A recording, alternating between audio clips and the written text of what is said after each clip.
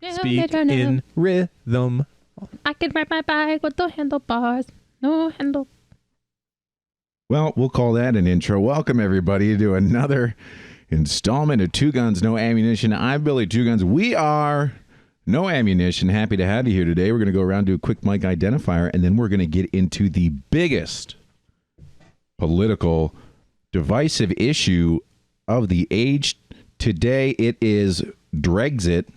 I don't know what the hell that is, but Lisa's going to tell us. I'm Big Billy, and I don't have any shoes today. How about that? I'm Lisa, and I made pancakes this morning. I'm Frank. I'm officially playing Kerbal Space Program on 2 separate platforms. I'm Jake. Hi. All right. Drexit. What is it? What are you talking about? So. I am in the process of also looking it up because I am talking about a subject that I do not have authority on. You just chose to drop the subject right before we started. This is a big deal. So we need to talk about it right now. And here we are, and you're not even prepared? We've heard about Brexit. We've heard about exits. But now we have the Pokemon Dexit. That's right. So apparently in the upcoming Pokedex, or I think Sword and Shield is what it's coming out for, they're not including all of the Pokemon. And now everyone's angry. Wait, is this for Pokemon Go or for the next? It's for Pokemon Pokemon. That would be a fun game. Pokemon Sword and Shield that's coming out for the Switch is not including up to everything up to current Pokemon in their world Pokedex. What? And people are super fucking pissed. Why would they do that? To sell it to you later? I think they're just lazy and they just don't want to have it. There's got to be like 7,000 Pokemon right now. I'd rather an asteroid hits the Earth the Poke Earth, and destroys all the new ones, and we just go back to the original 150. Love it. Yeah, I mean, because apparently, including the new ones that are coming out in Sword and Shield, there's now over 1,000 Pokemans. There's several ice cream cones in there. Oh, yes, those are my favorite ones. The soft serve that turns into 3 soft serves. Yeah, I don't know what it's called, but it's cute. But apparently, they're getting rid of a bunch. Good. And we are looking at a chart right now. There's many that are in green, which means they're staying. And then what did the dark green say? A new variant. Excellent. Like the Weezing that's getting a little top hat because he's like a English industrial era. I thought that was a meme. Or it's real. If you've ever seen Smokestack Weezing, he's real with the top hat and monocle. So according to this Polygon article, this was published... Pokemon Sword and Shield's full Pokedex seems to have leaked. Here's who made the cut. November 4th, 2019.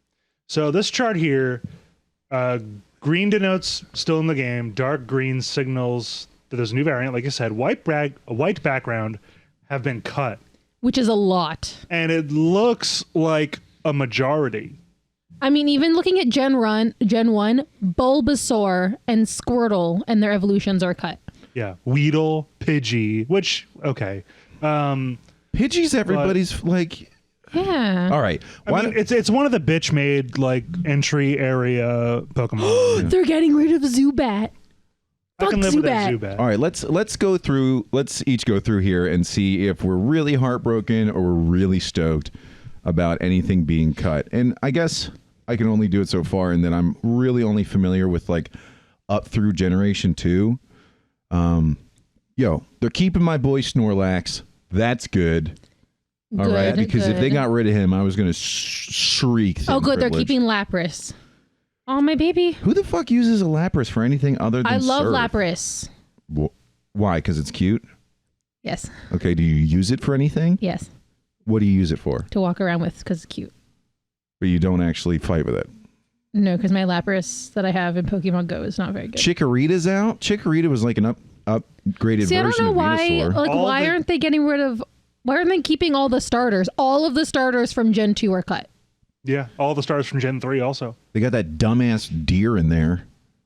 Antler? Standler? They cut fucking Scissor.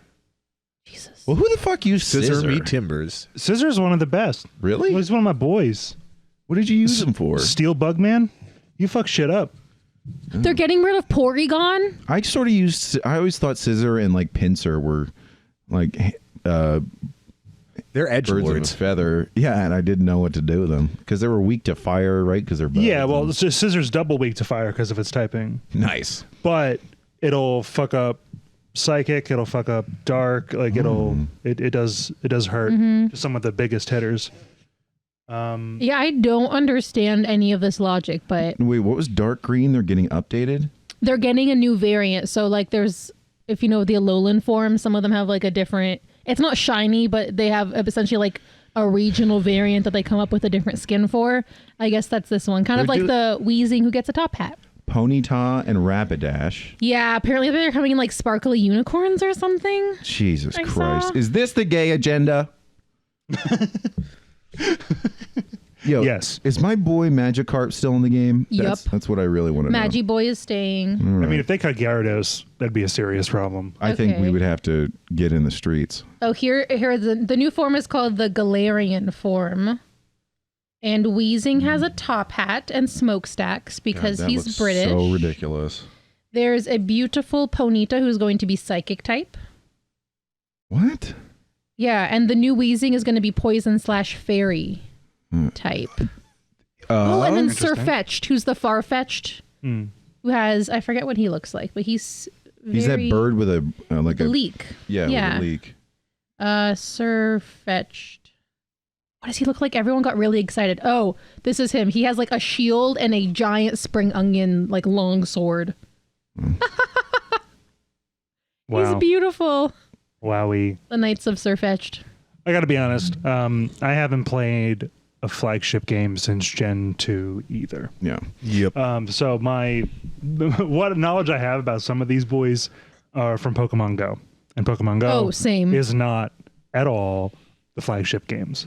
No. So honestly, my investment is a little exaggerated. But I just don't understand why they're getting rid of the Pokemon. Like, mean, we're lazy because we don't want to have them in the decks anymore. Oh, it's so big. But for the people who have been playing for years and years and are actually just trying to have the full Pokedex, it's just gone. That's too much to balance. It's one thing if they're not going to appear naturally in the game. But they're not even available to have in the Pokedex. Yeah, they That's should be the able to be thing. traded in. Yeah. Well, Like that was they the always whole could point, do. is that they weren't all going to be available all the time to get in game, but you could carry your Pokedex over for every game. Yeah. And now they're just like, no. So, Okay. There isn't really any like technology excuse. that I no, can think in of. this day and age, no. Mm-mm. I mean, What are these games releasing for? This is for Switch. Shield, Pokemon Sword and Shield is Switch, I I guess. believe. I don't know if it's coming out on anything else, but I know it's coming out on Switch. I mean, what else would they release? Yeah, I mean, Nintendo. like Frank said, there are too many. And Yeah. they needed to do something. I guess this is one way to rip the Band-Aid off. What other idea could they do? Maybe they could have included all these ones that they didn't have to want to account for in tournament balance or something. And they're like, these Pokemon don't like to fight anymore, but you can keep them in your little Poke house. How about they have global warming and a mass extinction event, whoa. and then like most of them die, and you're left with like 200? Seems like a good number. You know what I mean? Well, these games are Japanese and global warming is a Chinese hook, so I don't think they're going to cross No, streams. yeah, no, they just because it's Asian doesn't mean. Yeah. Good point. I don't buy it. It definitely is doable. Well, okay, I'm sorry. Can we just, what's that Pokemon there next to the next to your cursor, Jake, that looks like Blastoise, but the one next to it that looks like a birthday Christmas cake tree. sundae? That's a Christmas tree. It won't let me zoom in. It's a birthday cake. It looks like it. It looks like a white blob of ice cream with a party hat on top. I think the real question is this a long-term play that they'll be out, or is this a business decision and they're going to have events or, pay to get these guys in the game or whatever at a later point?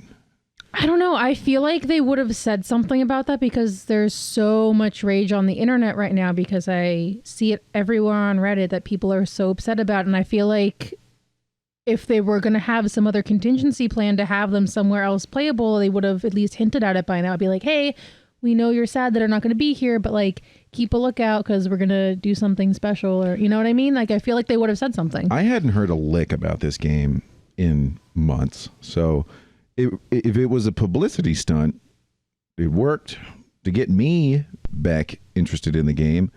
Do we know anything about what Sword and Shield's going to be like? Is it going to be a top-down I don't know, actually. thing like the handhelds were? Because the Let's Go Pokemon, like Eevee and Pikachu was a top-down one. I haven't played it, but I've seen game footage of it. I saw that and I thought for sure it was like a Chinese knockoff. It's not a typical Pokemon game, no. What do you do with it? It's kind of like a mix between a regular Pokemon game and Pokemon Go. Huh. So like the catching mechanics are very similar to how the Pokemon Go one is, where you like spin it and try and throw it and catch it. But then I think you can still, oh, look at the little monkey. Oh my God, they're so cute. This is a commercial. Oh, he's like a little water working. chameleon. It's I love working him. on Lisa. He's so cute. Lisa's hooked. He's so God damn precious. Curse you, advertising! Oh, he's so cute. I love him. I want him. No one can see what we're watching, Lisa. Oh my Dude, God. this it's is a Mega giant- Charizard. It's Mega Charizard. If this fucking thing's going to be in the game, I take back Oh my God. all the things I said about not liking He's it. the size of Godzilla, but his wings are made of fire. Charizard's my boy. He and That I. was that was the one thing actually, is everyone was really happy though that Charizard's staying in the game. I mean, Charizard and I could really relate back in the day. You know, we just had all this power, but we were just angry for it's something inside, and we had to learn the discipline. He and I just had a connection since the episode. He decided to stay with those huge bro Charizards. So now to see him come into himself, you know, in this iteration really makes me believe in myself and think that maybe I can do it too. You know, maybe I can have flame wings. Amen, brother. Amen. Thanks, man. Who the fuck is Good this? feels. Oh my God. Who's this He's guy? the I creator. don't know. He's one of the creators or something maybe. I was hoping to see some more gameplay, but yeah, I think it's good that they brought over the manual, like spinny catching mechanic. Well, I think that was only for Let's Go Pokemon. I don't know if it's going to carry over into Sword and Shield at all. Oh, I thought you said that it was. No, I was just talking about how Pokemon, the Let's Go Pokemon game, because it's different from the other regular title games. They have you That one cooking had that. food here. Now you're cooking curry on rice. Boom, boom. Tasty. Is this that cooking mama? Is this Wait, you can cook now Cook-a-mon? like this? Oh, I feel- Cook-a-mon. Wait, wait, I don't want to fan flames though and stir it. I just want it to cook. okay? So they added some survival elements. You have to cook meals for you and your But I thought the Pokebros. Pokemon just ate little nuggies, like little fish foods. Pokemon are strong, independent women. Okay, they can eat whatever they want without Yeah, people but like in you. all the games, like people make food and then they just have like little sad little cold nuggies for their Pokemon. That's literally a teapot. No, it's purple goop in a teapot. It's. I don't understand. You did this, Lisa. You and your Poltergeist. Poltergeist. Its name is Poltergeist. It's a pun. Yay! Lisa, you and your reaction to those adorbs Pokemon They're so cute. promoted this. People in business suits said, you know what's a good idea? It's a This blue-footed booby. cute, goofy shit. It's a booby. Oh, the bird, not the body part. God, pervs. All right. So I guess we've pretty much... Frank, what's your call? Do you think a business decision, or are they going to bring him back? Dude, I have no idea what would ever cause someone to say that was a good idea. What? That poltergeist. Hey, if you like Poltergeist, you're gonna love the literal ice cream cone. I mean, Yeah. our new friend, the blue-footed boobies attack that just killed this macho. Look, at least that's Was- an animal. It was spitting a fish out of his mouth. it literally regurgitated a fish. No. Bleh. I mean, the removal of all these Pokemans. Are they going to bring them back for more money dollars? I have no idea. I don't really care. It's got to... I mean, at what point are they just going to translate real dollars into Pokebucks? Dude, like, Pokemon is one of the most valuable entertainment franchises in the world. Nintendo has that shit locked down. Whatever they're doing, they know what they're doing. Like whatever they do is just, they probably have some reason for it, and people are still gonna gobble it up. It doesn't matter. They are sitting on a giant money machine with that, and they can pretty much do whatever they want. People are still gonna keep paying for it. Yep, but the same is, or perhaps now was, true of Bethesda. Yeah, that's true. So the fear that this could be the start of something worse isn't unfounded, but I think it's a little bit of a leap on just what we're seeing so far. They need to put out a terrible video game before anybody complains. Like, it could come out and it could still be a pretty decent video game and just irk a lot of people that doesn't have everything that they want, which is exactly what Fallout 4 was to a lot of Bethesda fans. It was a great game that didn't have a lot of stuff that people wanted. If they do that with the new Pokemon games, then people will still eat it up. You know, I sort of feel like my hopes and dreams, I gave up on them when it comes to the Pokemon franchise after Pokemon Go. Not that it's a bad game, but it felt like the real opportunity to go towards like a new direction that they could be really serious in, like a different kind of game that gave me all the other things that I wanted out of a Pokemon experience that you don't really get in. Like you're playing basically the same game every time, right? Like you start in your little town, you start little Pokemons, and then you go through the gyms, and then you go to the Final Four, and this time it's like Wayne Gretzky's NHL playoff style or some goofy shit. I don't know, but it's like the same thing, you know, and it's fun. Was that Wayne Gretzky's NFL playoff? I don't know what I said. I sort of blacked out. That'd be hilarious. Wayne Gretzky, the football player. Michael Jordan played baseball. Why not Wayne Gretzky? I always wanted to know, like, is there someone? There has to be, especially for like baseball, named Michael Jordan that plays baseball. And like, isn't Michael Jordan who also did play baseball for a year? But like, could you imagine showing up to like, you know, anything and be like, yeah, I'm Michael Jordan, and everybody just laughs. And well, there's like, that. Is he an actor or comedian or Michael both? V. Jordan. Yeah. Yes. So, but at least that's a totally different stratosphere. So, Pokemon Go turned out to be whatever it is, and I think it can stand on its own. I still play it. Yeah, but different. It's low drag, low stress, low thought. And you can put more thought into it, and I have, but it's by no means required to have fun with it. I don't know that game has realized its full potential. It's much better than it was. Right, but I don't know that it got the support that it would need to be everything that it possibly could be. I mean, I don't know. This is sort of a gut feeling, chat. But these new games, I almost want to see like the Pokemon franchise taken into a not top down, go through town, fight the Elite Four, or you know, you want like a full like open world like kind of thing, or like you can do whatever you want with your Pokemons. I would like that like a new kind of game, or put it online so it's like legitimately an MMO or something, so that I can run around and play other people with my Pokemans, and like make it less of a rail shooter, you know, where I'm like just going down the path and then. Yeah. And you know, you could be like, well, pal, you're fucking talking out of your butt because you haven't played any since it's Gold and Silver or whatever the fuck I played. And you're right. I think I picked up Ruby for a while, but it's more than I can say. What about it doesn't even have to be open world, but a straight story-driven RPG that doesn't involve you like rising to the top of the Elite Four. Cinematic RPG a la Mass Effect, Witcher, that sort of thing. Yeah, it could even be like a Telltale game. Wait, you know, you recruit your Pokemon instead of catching them. I don't know about that. You have to have the right conversation. Magic carp. No. Wait, that's not how he sounds. Carp. And then you're like, yeah, bro, carp. He's a carp. And then he evolves into Gyarados and he comes on your spaceship. How cool would it be if they had a Team Rocket game where it's not just like, oh, you're a big bad Team Rocket, but like you're actually recruited into Team Rocket, like you get your starter team, you have Grand a Theft partner. Pokemon. Yeah, and they have you go through and then you try to rise through the ranks of Team Rocket and steal people's Pokemon. but like an actual serious. Should they Team Rocket license game. that Peter Rockstar? I would love that. Yes. I think that'd be cool. I think that'd be a really cool like division mechanic in an MMO. Like you know, the Horde versus the whatever it was. Alliance. Yeah. Yeah.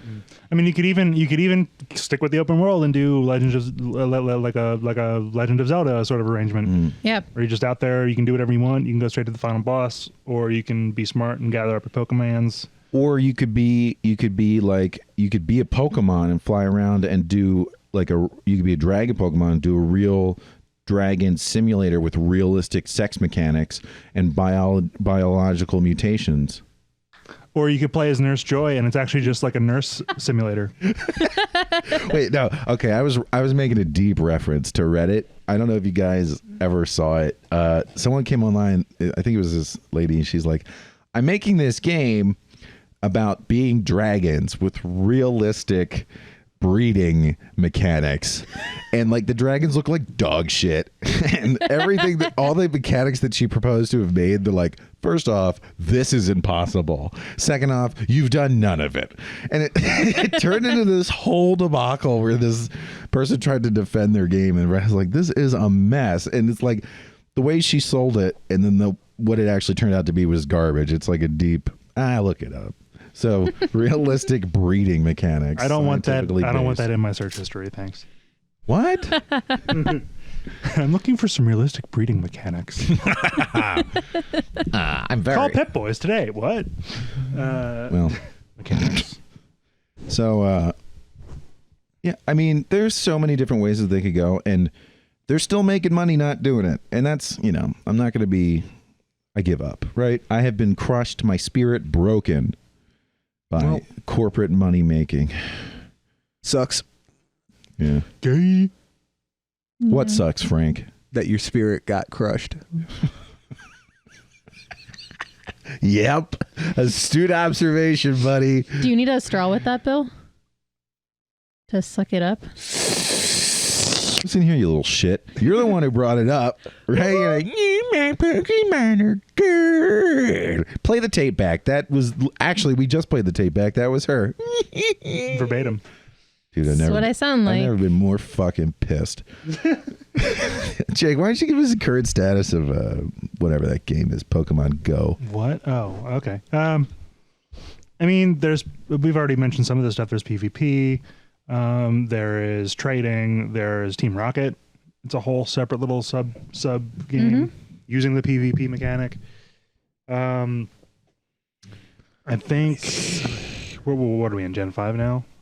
Yeah, there's a lot more trickling. events that are going. It seems like every week or every other week there's some new event or something. I could barely keep up with what they were currently doing. I still have 3 events going because I can't finish them. The special researches, I just can't do it. Which is a good thing, because if it's a good problem to have, because and by the way, there are plenty of people who I see, like the same crew walking around this town all the time, especially when I happen to be out and about during those events. Like people who I went to college with, people, who I've just seen when I was more active, doing gym raids and stuff. People whose windows you've watched through. Yeah, well, you're probably not playing Pokemon if they're sitting inside unless they're like me. But I mean, I still boot it up every day. It's kind of weaseled its way into my daily routine. Been that way for almost since it came out, and it's something I can. What's nice about it is I can put as minimal or as much effort into it as I care to. The core gameplay loop might not be your thing. I can't really say it's my thing in any other context, but spend a couple stops, on the way to my car, and catch a couple Mondus while I'm walking to get lunch at work, and just whatever. I can hit all the daily, get that little bit of that dopamine drip from that soothing repetitive task. I've hit the level cap, which is still a decision I question, to have a level 40 level cap and to have the experience asymptote the way it does to get there, when there's still so much more room potentially to grow, especially as they keep adding Pokemon. So that's still a bit of a gripe. But other than that, I mean, it's fun. It is what it is. If you expect, if you're like a diehard Pokemon fan because of the flagship games, that doesn't guarantee by any means that you'll enjoy Pokemon Go, because it's different. It's not as deep. It's not an RPG. It's I mean, there are tactics involved, but they're wholly different. It's tactical button mashing in the PvP, but there are some tactics to be had nonetheless. Simple as they are. So, it's meant to be accessible. It's meant to appeal to anyone who happens to like Pokemon a little bit, maybe, and up from there. And it does a very good job at that. And I'm not surprised that millions of people still play it to this day. Where's I just want the Pokemon game where I can put on my VR glasses and I can, be super buff and walk up to a Machoke in the locker room and I could be like, "You're dangerous." And he'd be like, "Machoke, Machoke." And then I could go and chomp my teeth. I don't know if Mike's picking that up. I've always want to just walk up to a Machoke and bite it. No, and then at what point he was doing the Top Gun. Yeah. The locker room. Thank you. And then at what point do you both take off your pants? After we play volleyball. No, you already have your pants taken off. You're in the locker room telling him how dangerous when the he cutscene is. starts, the pants are just gone. They don't even show you taking them off. It's just Nope, just- Does he wear pants? He has like a Speedo thing. Oh, I thought that was just his body. Ooh. Yep. That's where evolves the and eggs gets- come out. Jesus. Well, Pokemon lay eggs. Okay? All right? We can see every part of Machoke's body except for under that Speedo that I thought was a body The part. egg hatch. I don't know where it comes out, bro. All right? Maybe that's what they should be studying with the Pokedex. Nobody's asking the important questions. Where the fuck are these eggs coming from? All right? Why the fuck can an egg hatch into an execute, which is just a bundle of eggs? Multiple eggs. Yep. Would that be an egget? No. You have to hatch however many eggs You're are in an going too execute. deep. No, well, no. A bundle of sticks is a faggot. I was trying to. Oh, that's offensive. Nuh-uh. I'm deeply I offended. use the real word. You did, Not the Did. slur. which is also a real word, No, it's a mean. spelled and pronounced the same way. It's a Same mean word. slang word, so it's not real. What about Figato? Which is German for bassoon. What about focaccia? Like the bread. What about bruschetta? I was gonna defeat this gym, but I forgot to.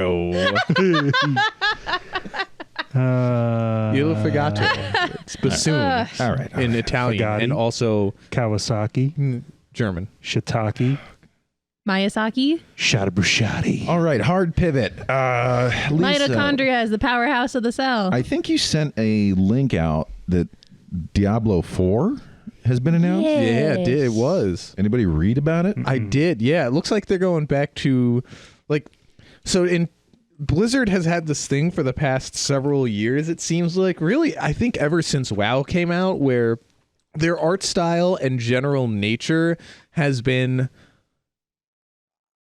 cartoonish, like Saturday morning cartoonish. Yeah. And so even when someone is evil, that's a Saturday morning cartoon villain where they're like, yeah, I am so diabolical and listen to the scheme that I have. So this one seems like it's returning to the style of Diablo 2, which is super fucking dark and creepy, which is the whole, that is what I think was a big part of the ambiance of Diablo, because while Diablo 3 was very popular in terms of play count, sales, all that stuff, and the gameplay mechanics were very fun. First of all, we've talked at length about it, where it debuted terribly, and it took them a long time to turn it around. They had to release a DLC to turn it around. The first major, and I think only major expansion pack, really, Reaper of Souls. So I'm glad that they've learned from that lesson, and that they're heading back to the core roots of the Diablo franchise. Was the Diablo mobile entry was it a compromise to free up their hand to make this back to the roots entry of Diablo 4? Because it came out, and I kind of wonder if the people who were making that game were like, okay, we have to make this, but we're gonna. It was so bad in how they talked about it that I was like, it seems like they're almost trying to make this not do well. And then now we have Diablo 4. I kind of wonder if they're like, you need to make this mobile game before you make your Diablo 4, and they're like, all right, we'll do it. Like, maybe, yeah. There's a possibility. I hope that's the case, and it's tough for me to even say. I on one hand, I hope it succeeds so that they get the funding they want to make projects, or the funding they need to make projects, right? They have their cash cow, and now they use that money to go develop other projects, right? But at the same time, I also hope it fails so that, the whoever is making the decisions to say you need to make this mobile game first can see it does not work for whatever that is, right? I don't know that that'll ever happen though with Pokemon Go. I mean, that was actually a really excellent execution of what I might deem as the Fallout 4 model of sort of paring down the experience that appeals to the more hardcore aspects of the intellectual property, the brand content, and making it a lot more accessible. Like, Pokemon Go is a Pokemon themed game that's not like any of the other entries. It keeps enough of the stuff that you like feel like you're a part of it, but if the original games were too much for you to get into, you could certainly be more casual and get into Pokemon Go. It's a different experience, and I think they did that really well with Fallout 76, is it? Yes. And then Fallout 4, Fallout 4, they made a major entry into what's supposed to be the core vein of the franchises, and they changed it so much that your fans that you've had from the beginning were like, this is upsetting. And I really don't think that problem existed so much with Pokemon Go. And as long as Pokemon Go continues to make money and doesn't dilute the Pokemon franchise, I think it's going to be hard for any other big company out there like Blizzard to say mobile's just not going to work. Mobile definitely will work, and I think of all of the franchises, I guess, all of the IPs that Blizzard owns, Diablo is so set up for a mobile game to be extraordinarily profitable because it's loot based. And that means you can just charge people money to get better loot, right? And except in the EU. Yeah. Well, no. You can still do it in the EU. As long as you know what the loot is. As long as you know, like, you can say, oh, well, I could just buy this sword for $8 and it's better than the one that I found by like 3,000%. Okay, yeah. And then, like, 2 weeks later, you're like, man, I could upgrade my armor for like, $4. And before you know it, they've, nickel and dimed you into spending $50 on a mobile game. And you went from being a total scrub lord to like mildly competitive.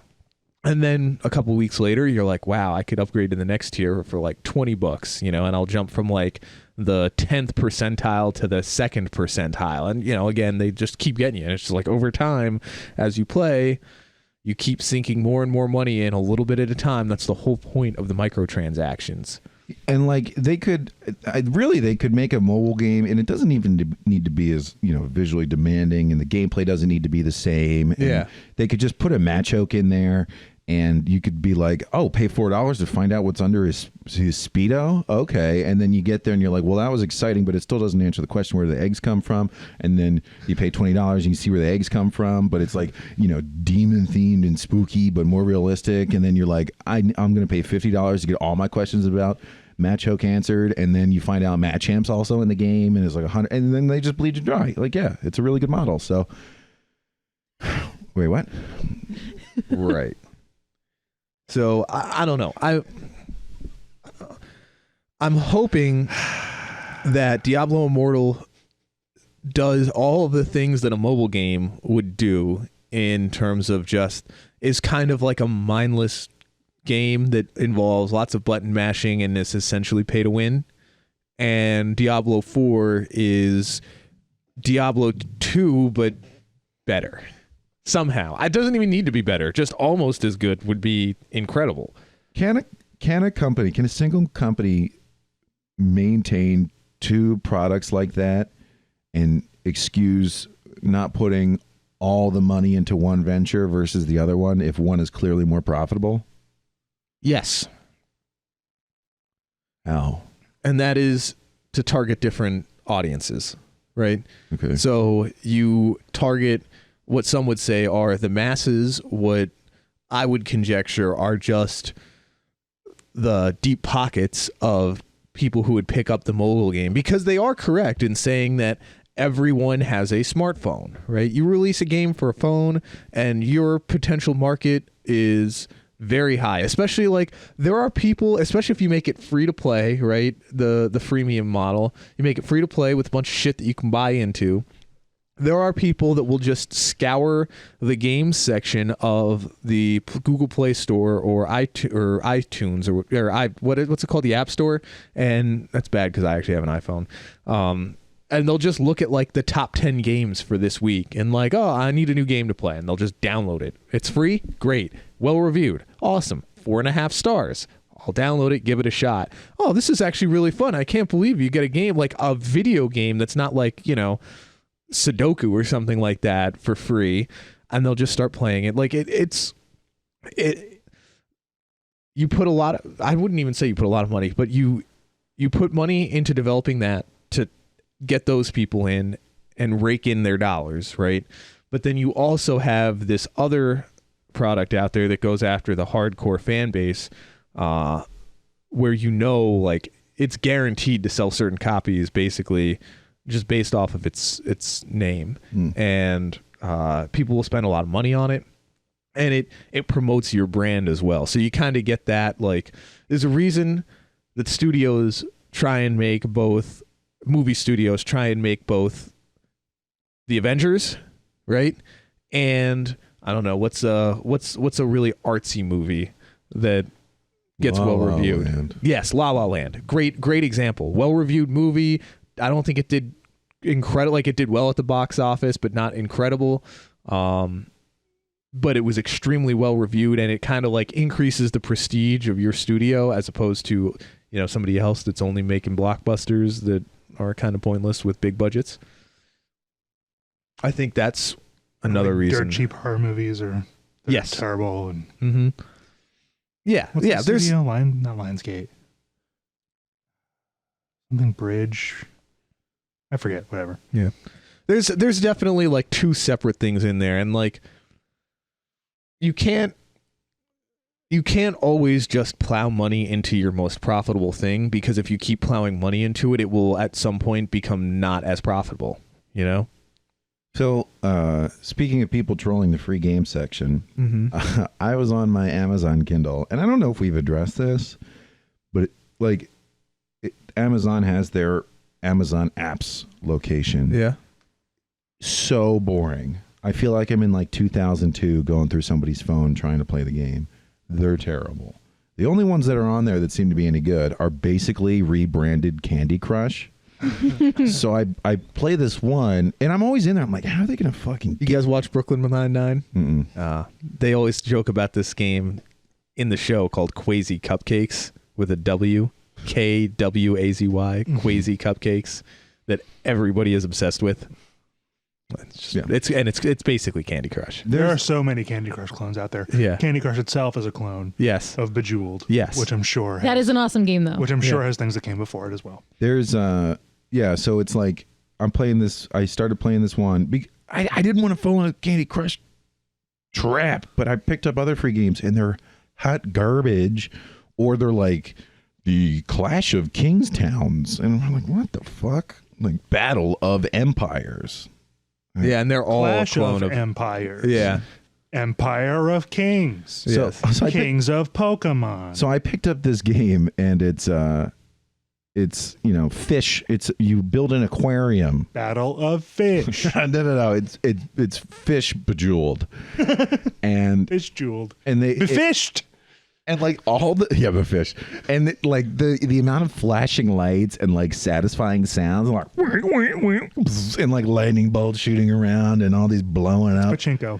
Yeah, and I'm Good like, slots. oh, this is so engaging. And I'm like, when am I going to run out of chances to play? And they're going to make me pay money. But I got through like 20 levels and then went to bed. But I did try Candy Crush, and I don't know if it's their newest iteration, but it's a little too sensual for me, okay? Because first off, it's all hard candy. And thinking about and there's like a sound, and I'm like, that's the sound of somebody chomping hard candy. My teeth hurt right now. Do they even have chocolate in the game? No.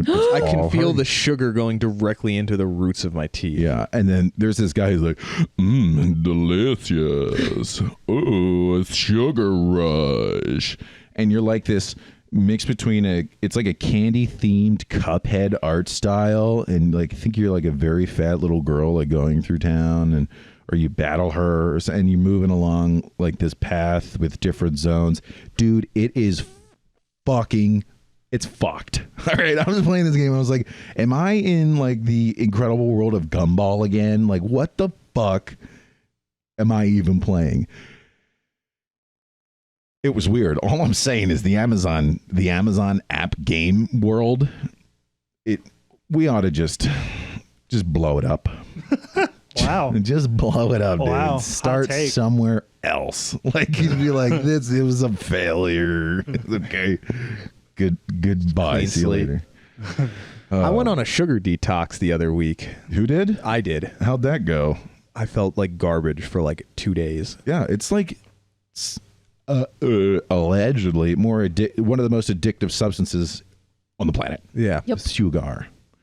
It was like, it just started out with like, okay, I'm going to try and cut back on some carbs. And then I realized one day, like I think for like breakfast, I had eggs and sausage. And for lunch, I had a salad, and nothing in any of it had any sugar, or really like, I think my carb count was like 1 gram for the day. And then by like dinner time, I just started to feel absolutely terrible, as like my body was like, where is the sugar, idiot? You need to give me sugar. And Feed me, Seymour. yeah. And I mean, for 2 days, like I put up with it for like 2 days without giving in. And then finally I was like, all right, I need to like, just get a little bit, man. I just need a little bit. So I ate like 3 chocolate covered pretzel nuggets. That's how you break. Yeah. But it was like just enough sugar to like, it was like methadone. Yeah. It was like just enough sugar to like relieve my symptoms without like getting the sugar rush. Dude, I've been off the carbs as best as I can be. Yeah. I think I accidentally ate some rice a week ago, and you could be like, how do you accidentally eat rice? I had tunnel vision on the salmon I was scooping into my mouth, and I failed to realize that underneath of it was a bed of rice at this wedding, and I was like, uh-oh. But other than that, like I've been trying to keep under 25 grams of carbs a day. Yeah. And for 2 weeks, I felt like hot garbage. Yeah. But now that I've like pretty much like I got that detox through, and I don't crave the sugar. Like it used to be like I would need at least something sweet after every meal that I ate, except breakfast, because normally I would have yogurt that had sugar and or no, the yogurt doesn't have sugar. It's because it's plain Greek yogurt. But like, it'd have fruit in it at least. That would be enough. Even though they were natural sugars, it would be enough. The sweetness would be enough. But after lunch and dinner, Jake can attest at work, we have these vendors come through every month, one of which is the candy people that have amazing homemade candy for so fucking cheap. And I keep bags of this shit in my drawer at work. I normally have like dark chocolate covered pretzels, dark chocolate peanut butter cups, chocolate covered Oreos, chocolate covered raisins, like all the good shit. Chocolate covered chocolate. Yeah. Yeah, I keep all the good shit at my desk. So like after I eat lunch, I'll have like a couple peanut butter cups or a chocolate covered Oreo or something. I'm like, first of all, I'll try and ration it because they only come once a month. So I need whatever I buy from them to last me a full month. So it's not like I'm going ham and eating like 3 fistfuls of peanut butter cups every day at work. Just enough to have a little dessert after my lunch, but done, stopped. Good for you. Yeah. My work just keeps passing out candy every 5 minutes. Yeah, that was tough with Halloween. Yeah. I think Lisa can attest. First of all, we had a ton of trick-or-treaters. We did. We bought a 500 piece bag of candy. 200. It was 200? 205. It looked more than like that. It looked like more than that. We had 3,000 pieces of candy. It was a lot. It was a giant bag of candy. But it was gone in like 2 hours. Actually, we have some of the garbage ones. Like Bill was there on Friday night for D&D. Those are terrible. Trash nerds. Yeah, it was like Trash. nerds and gobstoppers. Those hard sugar Nerds. balls that's like 3 different colors. The gobstoppers, yeah. That's what those They're are? bad. Yeah, I think so. Those are fine. They're not my favorite. Nerds. So What a terror. It's literally just flavored sugar. I like nerds. So I had nerds are great. You got to let them soak in your mouth for a while. Yeah, and you can't eat like a whole box. No, you got to It'll do the whole destroy your box. time. The whole box at a time. 2 boxes if you have them. Different flavors. I'm not even. Just grind them up and snort them, man. No, just dump it in your mouth. Get your I mortar saw and somebody pestle. snort a pixie stick once. Slurp on them. I think we all did that. Yeah, never did. I've tried that a little bit. It didn't feel good. So I had a buddy who he was doing some studying for his doctorate degree, and I think they had him studying the virus transmission in birds in Pakistan, and he was modeling that for some reason. But he also was privy to some other studies, and one of them was like a government-funded study of the addictiveness of different substances, and he alleged that the results were like, they expected it to be like coke and heroin and like, all that shit. Cheese and sugar. They're like, yeah, sugar's the most addictive shit ever. Closely followed by caffeine. And they're like, we don't care about this study so much anymore, so why don't you stop doing it? Wow. Doesn't surprise me. Yeah, caffeine, sugar, dairy is extremely addictive. Wait, you can get addicted to Darrow? Mm-hmm. My dairy? I mean, the withdrawal symptoms aren't horrific. You just want it. And if you're choosing not to eat it, then you're SOL. But, I get it. I find it reflexively weird if there isn't cheese or something in a given meal. I've done it, but I want it. So I have found that my stomach gets upset with certain types of cheeses. So, because, I'm doing keto, and I'm not going to preach about it, listeners. So don't flip over to the next station. But you can eat some cheeses. Generally, they're low carb. And it's like the harder the cheese, the safer it is for me to eat. But if I eat like mozzarella, my body's like, I don't know what to do. Goodbye. And then I spend the whole day wanting to die. Interesting story. This is how much of a... Okay. So this is just a totally super interesting aside about me, Lisa. So pay attention. I'm I know you're fascinated. really interested about this. Listening really well, Bill. All right.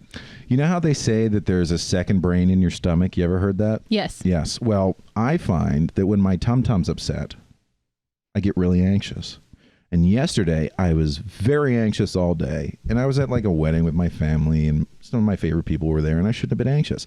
But the day before, I had eaten cheese for a salad that I don't usually eat. That's got that like, it's like the blue cheese. You. But it's not.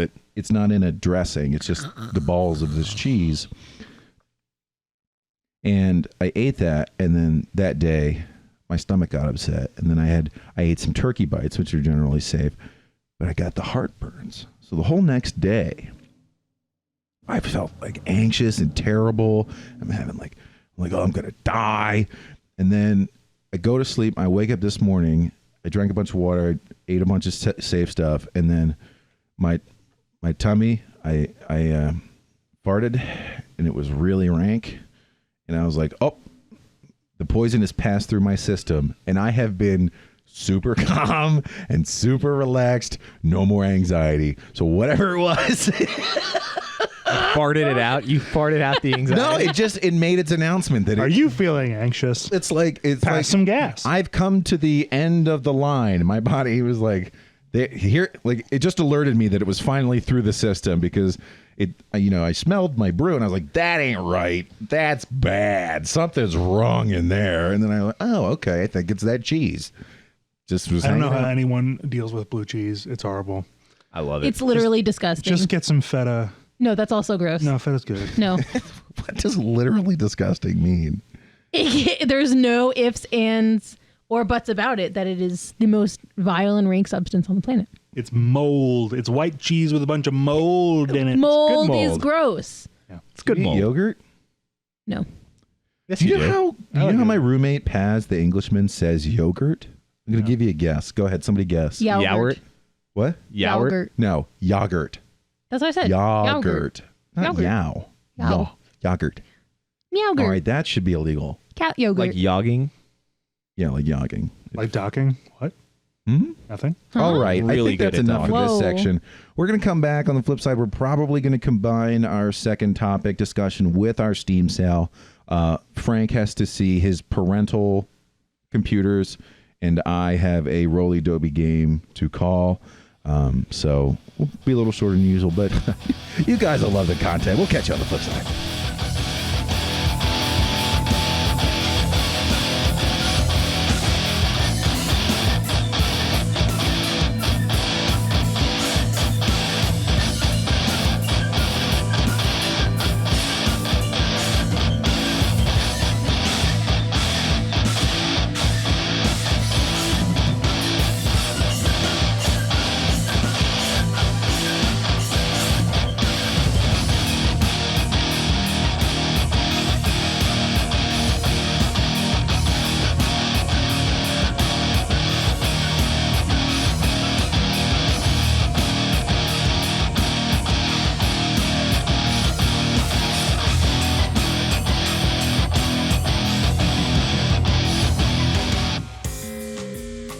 Welcome back, welcome back, welcome back.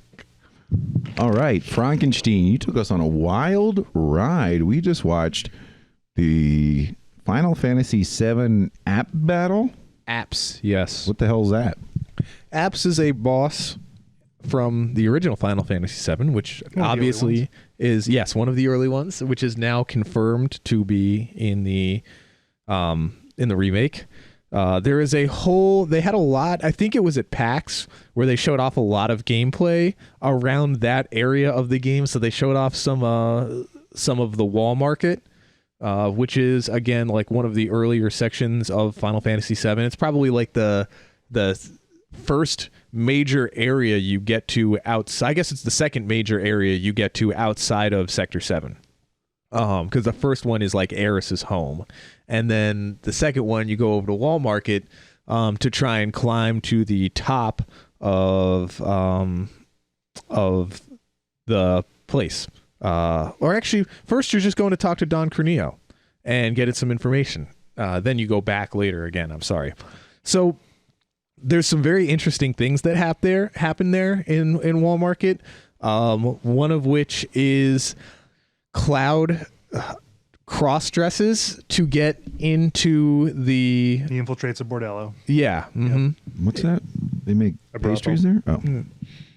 Well, not just that, but to go to the what's it called, the Don Corneo's mansion, so that he could be selected as like Don Corneo's hooker of the night, I guess. Like apparently he bangs a different hooker every night, and he like pulls different women from like the local area, and he like lines them up and like selects which one he's gonna bang.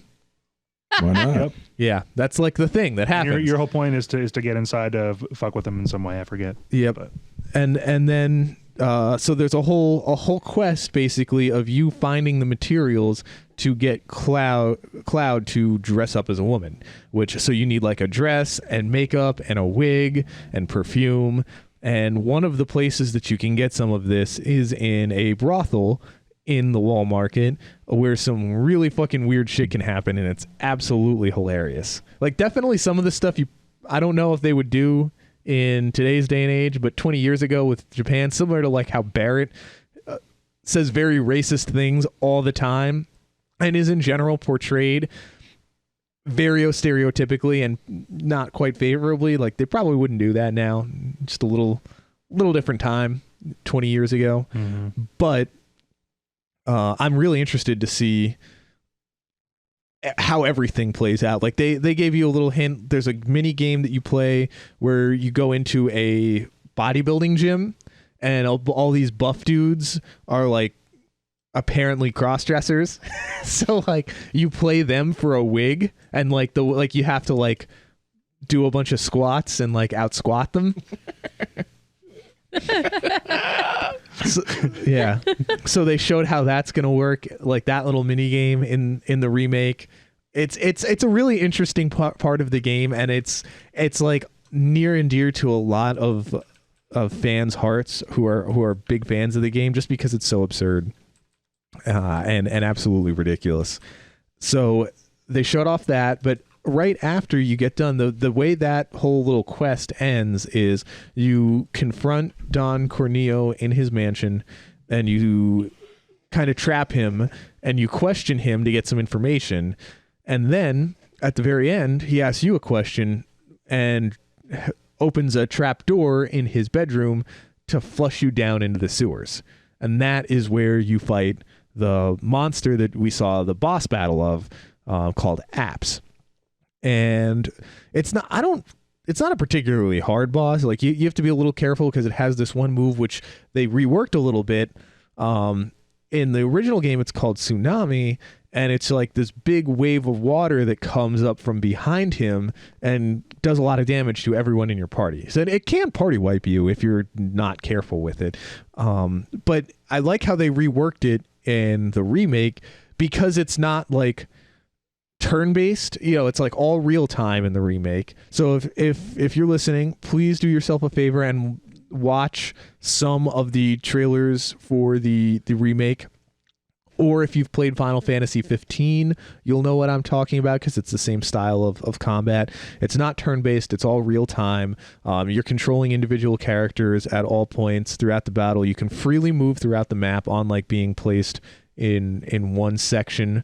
And it's kind of like in the original, in Final Fantasy 7, 8, 9, and 10, it's like you versus the enemy are lined up against each other, and it's all turn-based, where you take your turn and you do your attack or whatever, and then it cycles through everybody. This is like a free open combat space, and you move around freely from it, and you can attack from range, from up close. You can do all your abilities, and it's interesting because now positioning on the map matters, in addition to the actual moves that you do. And they reworked that power move that he has, where he actually jumps away to the far enough away where you can no longer hit him, and the tsunami is actually him opening up the grate of the sewer to release all the water in, so you can run off to the corner to avoid it. It's interesting. It's like completely different, but you guys saw it. It looks so hype. I've never played any of the Final Fantasies because I've got that really stupid part of my personality is like, I need to know what the first one is so I can play it. And I get very confused with the numbering of... Yeah, because they're all different games. They're all yeah. So, well, part of the reason is if you go to if there's game 1 and game 2 and you go to game 2 and you really like it and you get used to those mechanics, it can be really hard to shift back to the... I highly recommend you do everything in your power to put that aside, because it's not. Imagine if they were called completely different things. Oh, okay. Yeah, because they're different games. Yeah. No overlapping stories, no overlapping characters, except for like naming conventions. Like a lot of times you have sidekicks named similar things, but they're different characters, different gameplay mechanics entirely. That's one of the fun things that I liked about Final Fantasy growing up, is like, you play 7 and it has one combat system, and then you move to 8 and it is entirely different. It's a different game entirely. You can call it a different one. It's the same in that it is turn-based. Yeah, and that's it. Dude, In name only. Yeah. Dude, that combat that you showed us on there was something that I had only imagined in my mind. I had never actually seen anything like that. Like, you were moving around actively positioning your characters to do attacks and seamlessly cycling through to other characters, giving them momentary commands, and then cycling off to the next one. I have never played a game where that happens. Now, Lisa, you were saying Kingdom Hearts is a lot like that? Only in so much as that your sidekicks, Donald and Goofy, you can kind of like give them general things that you want them to be doing, but you can't ever actually like take over them. The positioning on the map. Yeah. Combat. Yeah, Kingdom Hearts is not turn-based. It's all real-time action. And I think Kingdom Hearts was a pretty Mm-hmm. because it was shortly, I'm pretty sure it was just after. I don't know the timeline on the releases, but Later. It was around that time, like early PS2. Yeah, but 10 was sort of the last traditional-ish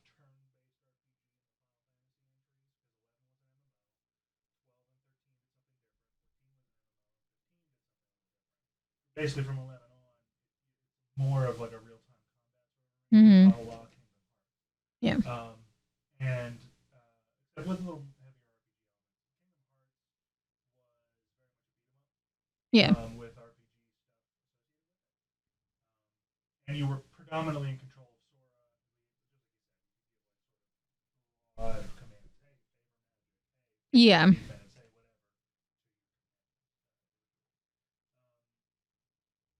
So it definitely borrows from that pretty heavily. But definitely the sharpest looking. Oh, Have you yeah. played 15 at all? I have it. I have not. Recommended because it's that style, although it's not quite from the people that played the demos of the remakes, which I don't think are coming out for another. I think it's supposed to come out in like March of next year or at some point next year, I believe. The people that have played the demos of the 7 remake have said that it feels way more polished than 15. Which is a full production, like it was a very good and well-reviewed game. It wasn't incredible, but I liked it. I actually didn't finish it, but I intend to at some point once I stop playing hours upon hours of Kerbal Space Program. Yeah. Mm-hmm. So if you like the idea of that combat and you want to get a taste, play 15 because it's the same, and they just refined it in the time since they made 15, but. I mean, everything about 7 there's at least 20, maybe 30 minutes of gameplay, including there's a entire playthrough of the opening scene to the game, up until you fight the first boss and including the first boss that I really recommend you play because you see what the game looks like and what it's intended to be. They crushed it. All right, there's like no getting around exactly how much they fucking crushed it just from watching 20 minutes of them. Like they would have to fuck up the rest of it so hard for me to turn around and say like they didn't crush it. Yeah. Because FF7 is one of those Yes. Yeah, it's up there with Zelda, Ocarina of Time. Yeah, and having only played very much the minority of Final Fantasy games, in fact, 7 and 10. Mm-hmm. Recommend it. There's a remastered version for PC that's much more playable. I mean, dude, I had no problem with it. I got to the 4th disc and I decided to back and grind. Well, I mean, I never beat it. That's fine. Honestly, that's one of the best parts about the Final Fantasy game is that the best parts of the game happen, and the endings are. I'm not going to say they are irrelevant, but for me, the endings are some of the like least important parts of the story. And those games are all about the story and the characters that you meet, and it's the ending to it is almost irrelevant to me because you got to see what you saw of 8. You got to see what all of the characters did and how they reacted to the vast majority of the game, and like in the end you win. Like that's the point of beating the game is to win. So They're epic. Yeah. So is 9. Mm-hmm. Yep. 10, I think, was a 1 disc. Yes. On the PS2. Yeah, they had DVDs instead of CDs. Yeah. And then other games that borrowed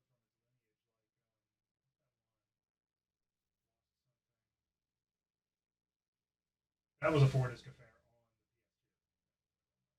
Yeah. It wasn't a Final Fantasy game. It's such a pivotal series of games. Yeah. Good and bad and mediocre. But the good ones really shine. 7 was one of them. I mean, they're not. yeah.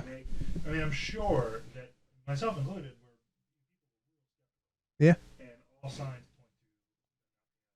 Yeah. Yeah. I mean, when I think of Final Fantasy, I primarily think of 6 through 10. Those were the ones that came out for PlayStation, and then 10 came out for PS2.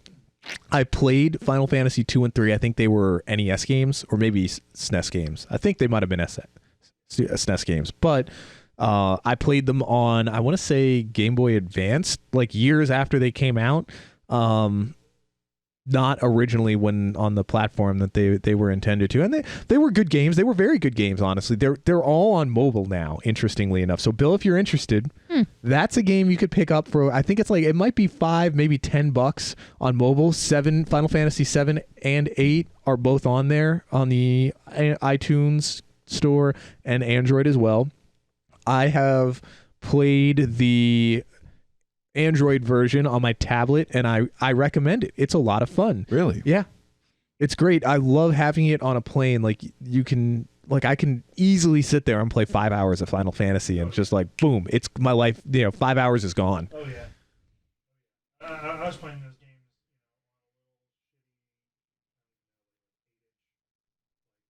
20-pound old TV. Had an antenna on the back for like putting out like some kind of emergency zone.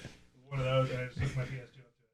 Could serve as a radiation shelter. Yeah. If you could fit inside that little thing. Yeah. Just hold it up.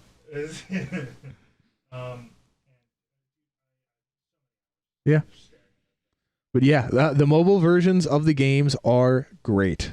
And I mean that they're there. You can just right in your pocket whenever you want, if you're on the subway or in the car not driving, or at work and you're bored, which I definitely never play video games at work.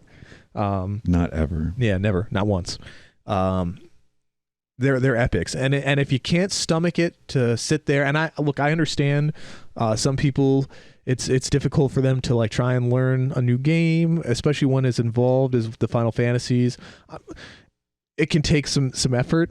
There's some really, really, really good Let's Plays on YouTube they have some of the strongest content creators for Let's Plays, at least, out there. Watch a couple episodes of one and just like listen, because the people that are making the good and the most watched Let's Plays for the Final Fantasy games know those games inside like more than I did, and I've probably played through that game 10 or 12 times, especially 7 and 8. Holy shit. Yeah, and like they know it even better than me. They're like the people that speed run it and can do it in 3 hours. Whereas it still takes me 15 minimum, right? And they know exactly like, oh, well, you can go to this area and it spawns like these enemies at this % chance, and like you can farm this much experience per hour. Like they just have it memorized, everything committed to memory. And they will explain every detail of the story to you of stuff, because unfortunately, one of the major complaints, and it is totally valid, of Final Fantasy VII more than any of the other games is a lot of the stuff just didn't really get translated all that well, which is really strange for a game that had a pretty big budget and made a lot of money.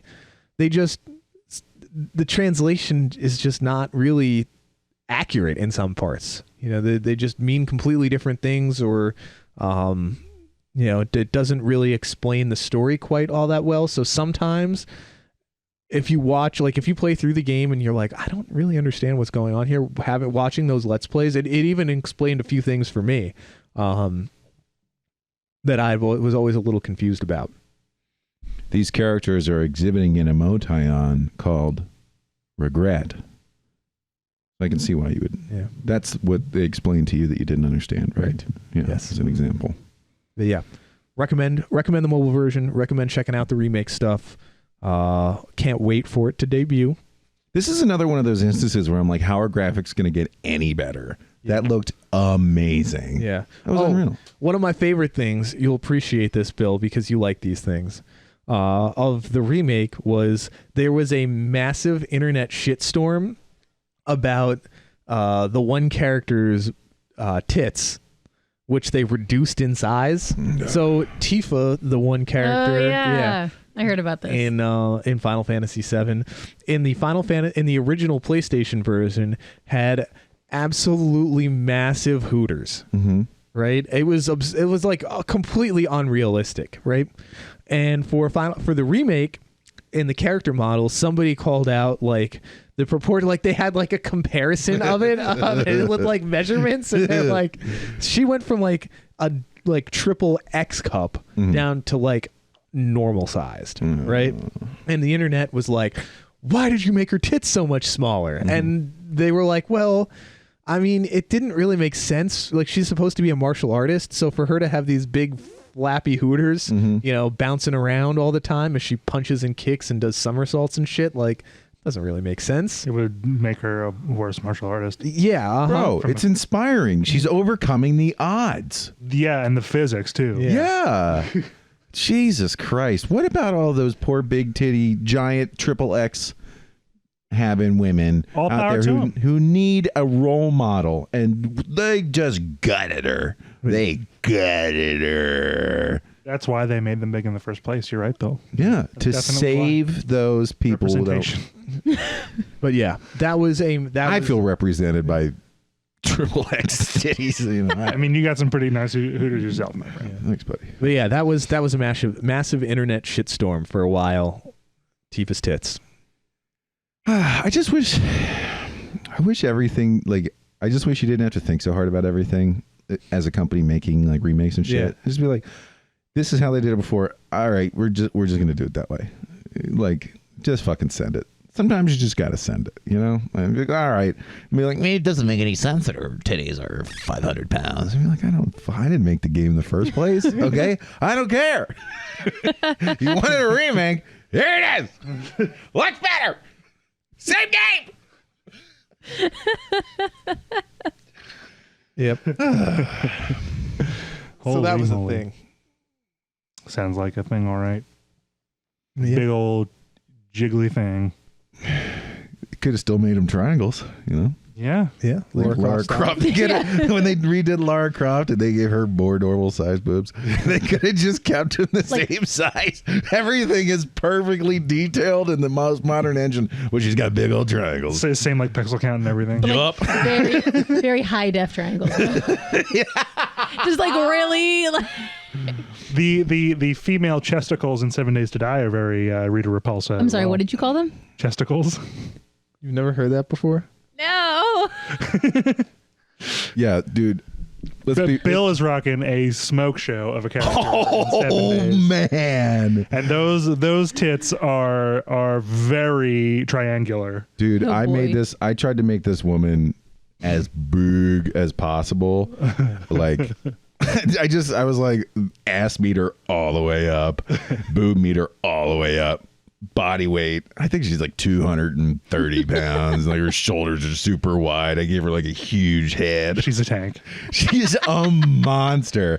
But what I love is she's still got like abdominal muscle definition. So she's like huge broad shoulders, huge chest, little teeny tiny waist with like a flat stomach. She's incredible wide hips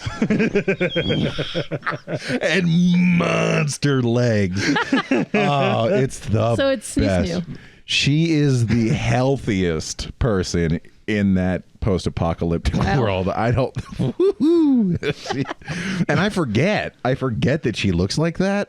So I'll like, you know, I won't have armor on or something, and I'm running around, and Frank, Jake, or Chris will be like, or even Carl will be like, your character looks great. You are killing it. You guys have to send me how to get on there because I want to jump on now. You start by buying the game. I have it. You start by turning on the game. Yeah. And then you go to join a game. And then we'll tell you what the name of the server and the password are. That's what I want to know. Yeah. I'm not going to tell you on the microphone. Yeah. Tell me on the microphone. I turned on my Xbox by mistake. Yeah, so I guess that sounds exciting. I'm excited. Might have to pick up a new game. It looks so You guys good. ready for some Steam sale? Steam sale. Steam sale. Steam sale. Steam sale.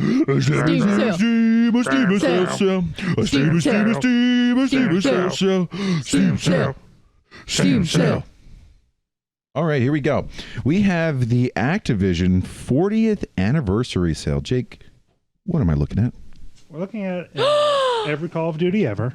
Spyro. Activision. We got Spyro. I love for Spyro. $20. I don't know about that. Although it is reignited trilogy of these remakes. They definitely look better. I They will do. say I Yeah. bought out of peer pressure the new Call of Duty, and it's I heard some good things, it's fine. It's good. especially as Call of Duties go. Yeah. So the Spyro trilogy remake for $20. Okay, if you like those games and you want to play them again, that doesn't sound too bad. Crash Bandicoot, similar story for $20. Looks like some remakes. All three of them Yep. Yep. for $20. It's a solid deal. Those are good games. Yeah, not bad. Call of Duty World War II, 24. Call of Duty Modern Warfare, remastered. This is the old Modern Warfare then. Yeah. For $30. Black Ops 2 for just shy of 20. Not Black Ops 4. Black Ops 4 was actually like the zombies in that was very good. Black Ops 3 had good zombies too. So if you are not a fan of Call of Duty, the zombies mode is not very Call of Duty like. You might actually like that, and I do recommend giving it a shot. It's not worth $30 though. It's probably worth $10 for that mode alone. Yeah. The old Call of Duty Modern Warfare here for $10, and then not the remastered version. Honestly, that was one of my favorite Call of Duties, and it wasn't too long after that I fell off the thing I can't altogether. believe there's one still charging $20 for Ghosts and $20 for Black Ops. I'm not surprised at all. It's Activision. Black Ops is worth it. Like, again, the zombies, how much time did we spend in zombies in Black Ops? It's too much. Yeah. It was absurd. Hundreds of hours. Oh, yeah. And on that alone, it could be worth rekindling those college shenanigans for $20 if for some reason you It will lost your never copy. be the same, We unfortunately. could all play together. We could. Not Lisa, though, because Frank won't give up the computer. Yeah. So all these Call of Duties are here. I don't know. Police Quest! What is Zork? Moving on to the rest of these games. Gun? Prototype for $5. Do it immediately. Fuck yeah. Zork Nemesis. Zork. Do prototype immediately. Just go. Just do it. And Prototype 2 for $10. Return to Zork. Okay, we might have to buy Zork. What is Zork? I don't know. It's $2 to return. Is that Geometry Wars? Yeah. Join forces with Dungeon Master Dalbaz. Didn't we fight him in your D&D game, Frank? No. And travel throughout the Underground Empire's many locations, such as Hate, Flood Control Dam number 3, specifically, and the Dungeon Master's Lair. Dude, there's a spooky skeleton with a staff. He has hat And a on. hat. All right. The thumbnail for I the game imagine itself that's has a. what the skeletons that my necromancer... The thumbnail itself here has a Look a like. ripoff of Indiana Jones. So I still don't know what this game is. Call me a Zork dork. I think I'm going to have to get that. The Zork. original Call of Duty, the very first Call of Duty. For Jesus. $8. I'm sorry, scroll down a little bit. King's What was that? Quest. A puzzle of flesh? I'm intrigued. That's what... No. All Curtis wants is to live a normal, happy life, but something seems to have other plans. Oh, is it? Wait, is this a movie or a game? Kind of looks like it. Phantasmagoria 2, A Puzzle of Flesh. Phantasmagoria 2. December 3rd, 1996. Look at that claw. Dude, wait, is this is when they were putting footage in games that were basically people in videos. Yeah.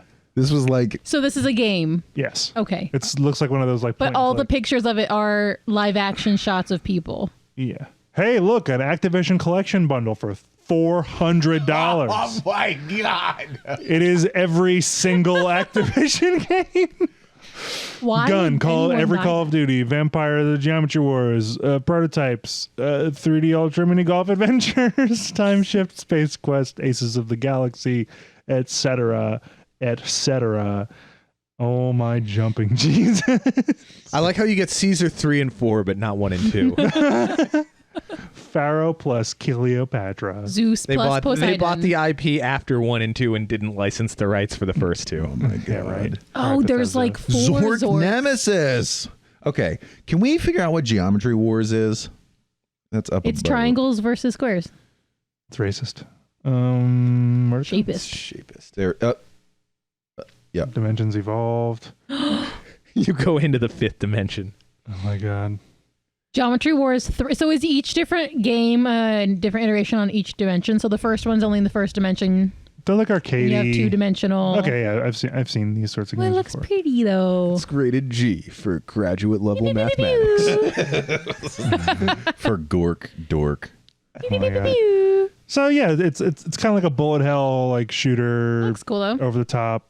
You know. You know what? I remember sci-fi-ish. playing the first Geometry Wars. It was on Xbox Arcade, Xbox Live Arcade, in the Xbox 360, I think it was when it first came out, and it was like I don't remember if they let you play it for free or if it was like $1 or something like that. And I remember picking it up and like, it was fun. It's like Tempest meets Asteroids, but faster and Or Galactica, Yeah. like the original arcade game. Or Galaga, you mean? Galaga, yes. I'm sorry. Kinda. No, there was a Galactica, I think, and that was the one where you shoot. Or am I thinking of Asteroids? That's the one where you turn around and shoot asteroids. That's Asteroids. That's Asteroids. I really don't want to look at a puzzle of flesh anymore. Okay. Well, then don't look in the mirror. I mean, hey, look, we've all been puzzled by flesh. What in our is lives. Volcanoids automation update? Today's deal. First-person base-building survival game set in steampunk era where humans and technology meet. Explore a volcanic island operating giant drills and enduring eruptions triggered by mechanical beings. I like the steampunk idea. It doesn't look super great though. It looks okay. Looks like you look first-person steampunky base-building shooter sort of range. Is this steampunk zombie Minecraft? Early access? It could be. Kind of looks like it. Are there zombies though? I can't tell. Positive. Came out this year. Early access. $15. Intriguing. Color me intrigued. It looks fine. Yeah, I would need to do some more digging. Enough. On it. We got a lot to cover here. Neo. Y'all know I'm going to recommend this at $17.49. That's a great deal too. Yeah. Again, if you forget or you weren't here when I talked about Neo in depth, it is a Dark Souls clone set in feudal Japan. It's based on actual history, but heavily embellished with demons and other such things. And it is it's pretty cool. Whether or not you like Japanesey stuff, you get to beat up demons with very real-ish weapons and abilities. It's a good time. Very hard. I still haven't beaten it, but I do recommend it. Elder Scrolls Online for $10. Sure, Yeah, if you're probably into not MMOs and haven't played it. Cities Skylines. I think I just found my thing. Yeah. Recommend. Apparently that Skylines? game is very highly rated. Yep, Yes. it is. Like very much It's for that everything genre. that people wanted SimCity to be, and probably even better. I think. And right now on sale for $7.49. Done. Yep. You can spend. I have the. So this game is also. I will say, the Xbox version of it is on Game Pass for free. If you have Xbox Game Pass, play it there first. The PC version is better, of course, but it's the Xbox version is still great. I mean, this game is incredible. I've played it. It didn't hook me in like I had kind of hoped it would. I mean, I did play it solid for a few weeks, but it's definitely excellent. I think it's one of those games, like, if I did more research into the theory of how to play instead of sort of muddling through, then I could really get hooked on it. But I am obsessed with it. really YouTuber good. The Spiffing Brit also has a couple videos on it, including a no tax tolls only breaking of the game. It's very, very funny. Hundreds and hundreds of toll booths and no taxes. So everyone wants to move there because the game doesn't compute that tolls are just indirect taxes, or arguably more direct. He also uses a giant pit for the sewage and it eventually overflows, and then he crashes a meteor into it, and it's a good time. Anyway, that's an excellent deal. Let's see what else. I might buy it on because I don't have it on PC. I only have it on. I played the demo version. Oh, it's still exactly what it is. I played the free weekend version of it on PC. Saw that it was on Xbox Game Pass and was like, "Well, sorry, developer, you have it on Game Pass. I'm going to play the free version of it on Xbox." But for $8, I will probably pick it up. Yeah, 75% off is a good deal.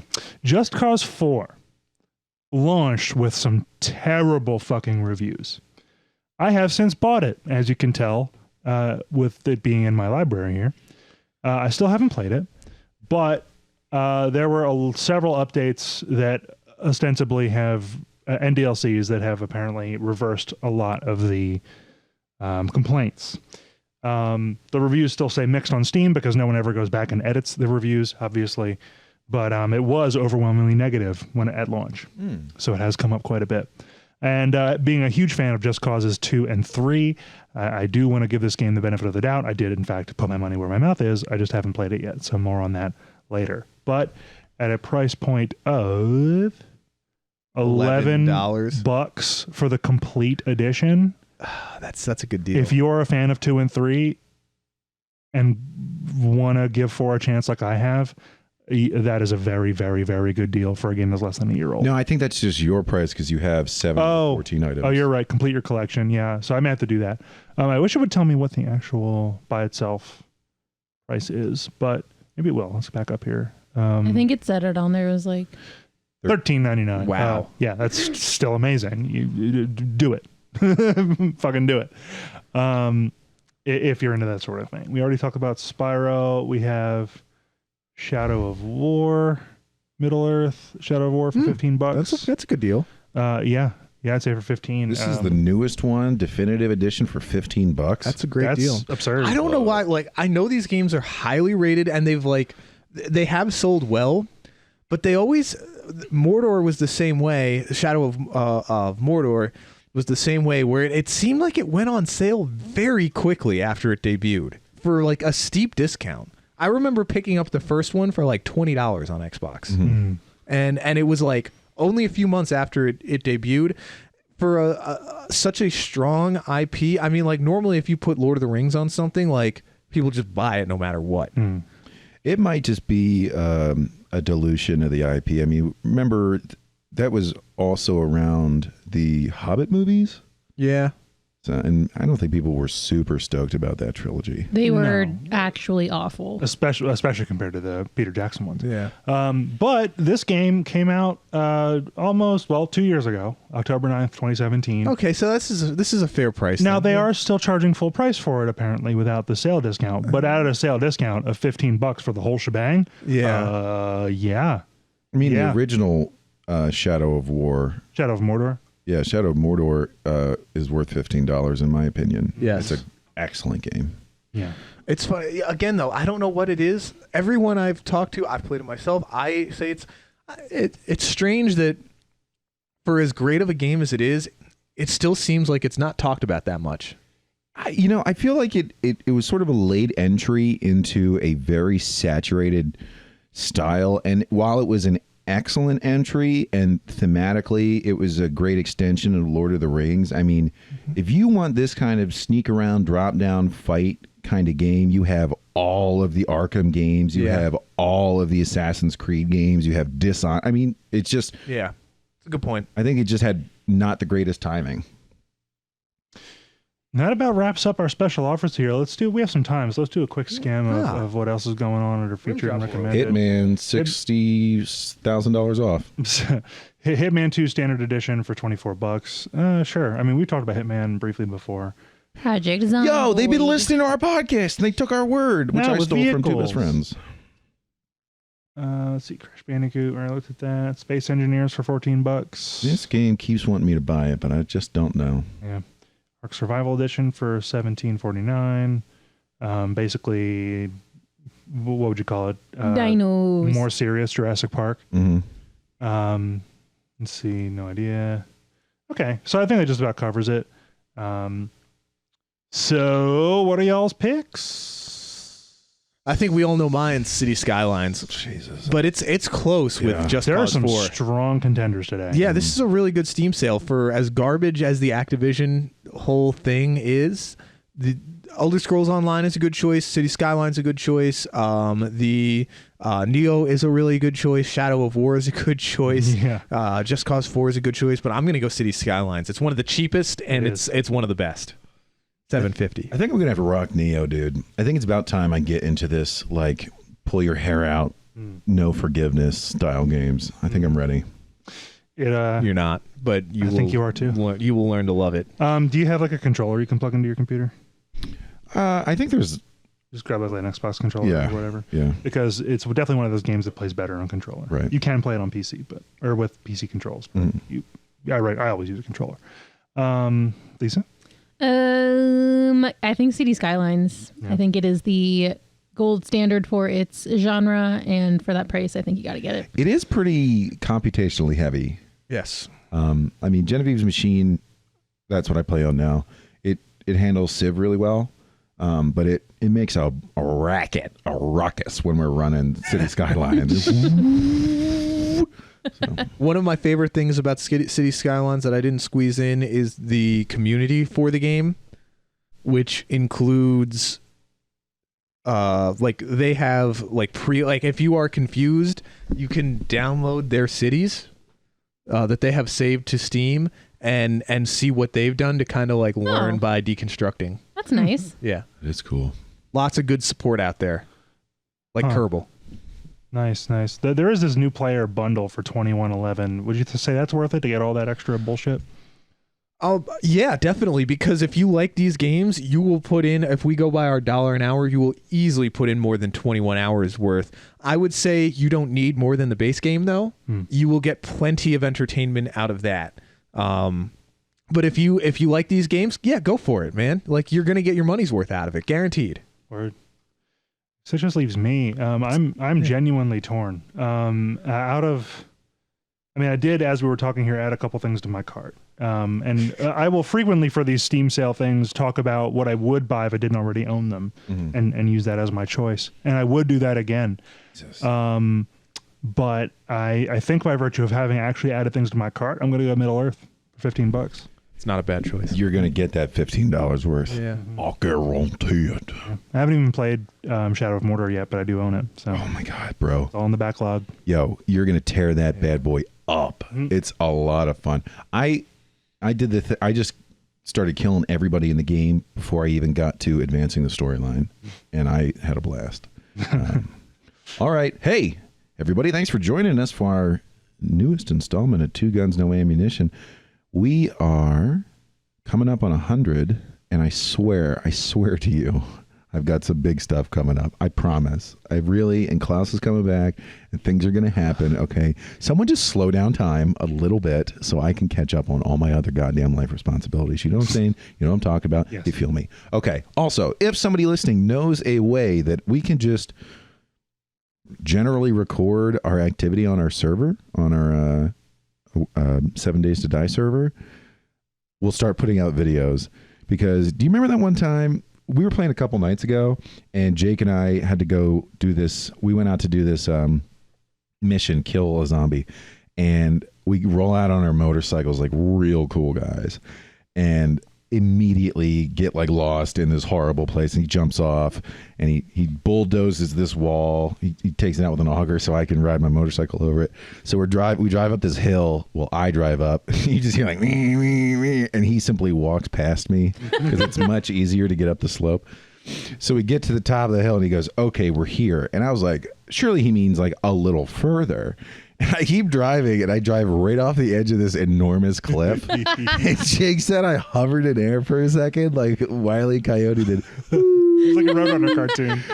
And so I was like, I'm not going to be defeated by this hill. And I drove up this channel, and I got all the way to the very top with my motorcycle, and then slid halfway down. And I did it 5 times before I asked Jake for help, and he obliterated the mountain so I could get up there. I would like to record that and share that with the whole world. Well, then there was yesterday where you were trying to get up the ramp into the garage, and the motorcycle like somehow glitched and clipped sideways like halfway into the ramp, and you were still on it, also clipped into the ramp. I opened the garage door. It tilted the motorcycle, so I was like, I'll get on it. And then it put us inside this ramp sideways as a foreign. I couldn't do anything. So then you got off, and then I got on. Okay. And it freaked out, oriented upright, and now all of a sudden I'm just sitting parked 30 feet in the air. And I was like, Good. And then I hopped off of it and fell and sprained my ankle. And the bike is still hovering in the air. So I used God mode to fly up to it, got back on, and then fell safely back to the ground. It's just so wonderful. 10 out of 10 would physics again. And we were laughing so fucking hard. And it's like on both occasions. Yeah. Like 5 minutes of no productivity because we were too busy cracking up. it was like hours of us sitting in silence, occasionally talking, and then cracking up for 5 minutes. It was just such a great time.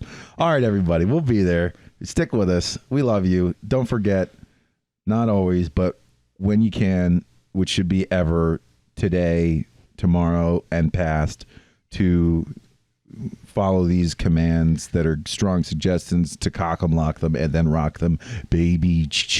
Ba, ba, ba, ba, ba.